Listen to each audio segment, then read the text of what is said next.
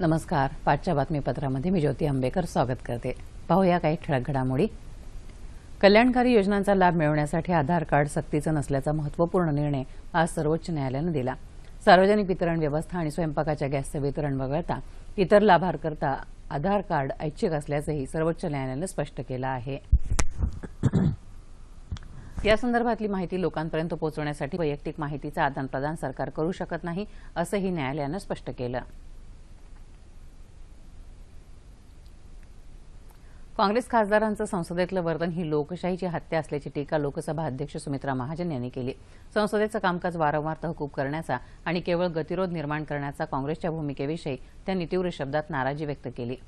ललित मोदी आणि व्यापम घोटाळा मुद्द्यावर काँग्रेस सदस्यांनी कामकाजात व्यत्यय आणला.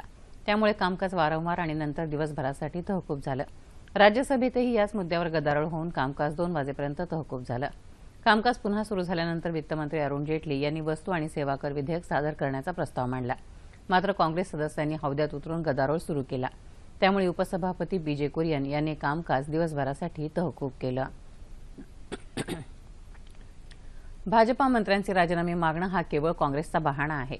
त्यांना केवळ संसदेचं कामकाज रोखून जीएसटी सारखी विधेयकं अडवून धरायची आहेत, असा आरोप केंद्रीय वित्तमंत्री अरुण जेटली यांनी केला. काँग्रेसच्या या भूमिकेमुळे देशाची विकास प्रक्रिया थांबली आहे. सत्तेत असतानाही काँग्रेसची अनेक धोरणं देशासाठी अनावश्यक ओझं ठरली होती आणि आता विरोधी पक्ष म्हणूनही त्यांची भूमिका तशीच आहे, असं जेटली म्हणाले. वस्तू आणि सेवा कर राज्यसभेत मांडल्यानंतर कामकाज स्थगित झालं. त्यानंतर जेटली यांनी बातमीदारांना ही प्रतिक्रिया दिली. देशाची विकास प्रक्रिया रोखण्यासाठी काँग्रेस संसदेचा गैरवापर करत आहे, अशी टीका पंतप्रधान नरेंद्र मोदी यांनी केली. भाजपा संसदीय मंडळाच्या बैठकीमध्ये ते आज बोलत होते. काँग्रेसला केवळ गदारोळ करून संसदेचं कामकाज बंद करण्यात रस आहे. भाजपाची कुठल्याही मुद्द्यावर चर्चा करण्याची तयारी आहे. मात्र काँग्रेसला चर्चा नकोय, असंही पंतप्रधान म्हणाले. मुलायमसिंह यादव यांनी काँग्रेसचा हा कट ओळखून त्यांची साथ सोडण्याचा निर्णय घेतला, ही आनंदाची गोष्ट असल्याचंही पंतप्रधानांनी सांगितलं. संसदेतला गतिरोध रोखण्यासाठी समाजवादी पार्टीची मदत होईल, अशी आशा त्यांनी व्यक्त केली. संसदीय कार्य राज्यमंत्री राजीव प्रताप रुडी यांनी बैठकीनंतर बातमीदारांना ही माहिती दिली. केंद्रीय दुष्काळ निवारण पथक सध्या मराठवाड्यातल्या दुष्काळी भागांची पाहणी करत आहे. केंद्रीय दुष्काळ निवारण विभागाचे अतिरिक्त आयुक्त राघवेंद्र सिंह, केंद्रीय फलोत्पादन मंडळाचे कार्यकारी संचालक ए के सिंह यांच्या नेतृत्वाखालील पथकानं आज औरंगाबाद जिल्ह्यातल्या ढोरकीन, 74 जळगाव, कारकीन आणि पाचोड या ठिकाणी भेट दिली. यावेळी त्यांनी मका, कापूस, बाजरी आणि सोयाबीन या पिकांची पाहणी करून शेतकऱ्यांशी संवाद साधला. मागच्या 4 ते 5 वर्षापासून मराठवाड्यातल्या दुष्काळी परिस्थितीचा सामना करावा लागत आहे.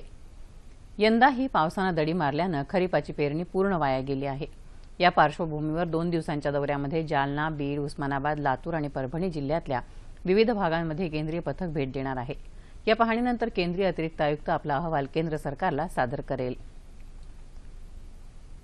गेल्या आठवड्यात जम्मू काश्मीरमध्ये जिवंत पकडण्यात आलेल्या पाकिस्तानी दहशतवादी मोहम्मद नावेद याकूब याला आज राष्ट्रीय तपास संस्थेची 14 दिवसांची पोलीस कोठडी देण्यात आली.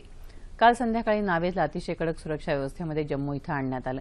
त्यानंतर आज सकाळी त्याला राष्ट्रीय तपास संस्थेच्या न्यायालयात हजर करण्यात आलं. नावेदला पकडल्यानंतर त्याने दिलेल्या माहितीवरून ताब्यात घेतलेल्या 11 जणांची सध्या पोलीस आणि तपास संस्थेकडून चौकशी सुरू आहे. संगीत रंगभूमीवरील अष्टपैलू व्यक्तिमत्व ज्येष्ठ रंगकर्मी भालचंद्र पेंढारकर यांचं आज सकाळी 7:30 वाजता वृद्धापकाळानं मुंबईतल्या खासगी रुग्णालयामध्ये निधन झालं. ते 94 वर्षांचे होते. ललित कलादर्श या मराठी संगीत रंगभूमीच्या इतिहासात महत्त्वपूर्ण स्थान असणाऱ्या नाटक कंपनीची धुरा भालचंद्र पेंढारकर उर्फ अण्णा यांनी समर्थपणे पेलली. सत्तेचे गुलाम या नाटकातून त्यांनी अभिनेता म्हणून आपल्या कारकिर्दीला प्रारंभ केला. अण्णांच्या नारद, पंडित राज तसंच दिघू या विविध प्रकृतीच्या भूमिका खूप गाजल्या. भालचंद्र पेंढारकर यांना गेल्या वर्षी नाट्यक्षेत्रातील उल्लेखनीय कार्याबद्दल सह्याद्री वाहिनीतर्फे जीवनरत्न पुरस्कार देऊन गौरवण्यात आलं होतं. त्यांचं पार्थिव माटुंगा इथल्या यशवंत नाट्य संकुलात अंत्यदर्शनासाठी ठेवण्यात आलं होतं. सांस्कृतिक कार्यमंत्री विनोद तावडे, मुंबई दूरदर्शनचे अतिरिक्त महासंचालक मुकेश शर्मा, ज्येष्ठ निर्मात्या लता नार्वेकर, ज्येष्ठ अभिनेत्री फैयाज, जयंत सावरकर, अरविंद पेळगावकर, दिलीप भागवत या रंगकर्मींनी यावेळी अंत्यदर्शन घेतलं. बॅडमिंटन. जकार्ता इथं सुरू असलेल्या जागतिक बॅडमिंटन अजिंक्यपद स्पर्धेत भारताच्या पी.व्ही. सिंधू आणि किदांबी श्रीकांतनं दुसऱ्या फेरीत प्रवेश केला आहे. सिंधूनं डेन्मार्कच्या लिनेचा 11-21, 21-17 आणि 21-16 असा पराभव केला, तर पुरुष गटात के श्रीकांतनं ऑस्ट्रेलियाच्या मायकेलला 21-10, 21-13 असं सरळ पराभूत केलं. याबरोबरच हे बातमीपत्र संपलं. पुन्हा भेटूया संध्याकाळी 7 वाजता सह्याद्री वाहिनीवर. तोपर्यंत नमस्कार.